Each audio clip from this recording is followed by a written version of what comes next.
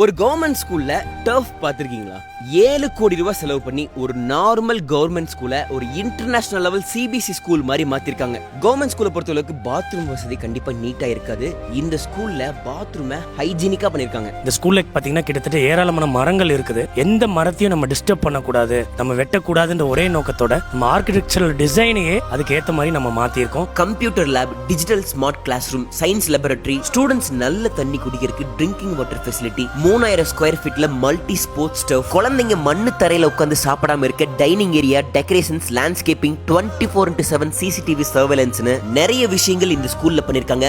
Martin குழுமம் தான் இவ்வளவு பெரிய நல்ல விஷயத்தை பண்ணிருக்காங்க. இங்க இருந்து ஸ்டூடெண்ட்ஸ் கண்டிப்பா படிச்சு பெரிய லெவலில் அவங்க ஆசை. ஸோ அதை நாங்க நிறைவேற்றணுங்கிறதுக்காக இந்த விஷயத்தை எடுத்தோம். கவர்மெண்ட் ஸ்கூல்ல படிச்ச பல பேர் இன்னைக்கு வரலாற்றிலேயே இடம் பிடிக்கிற அளவுக்கு சாதனை புரிஞ்சிருக்காங்க.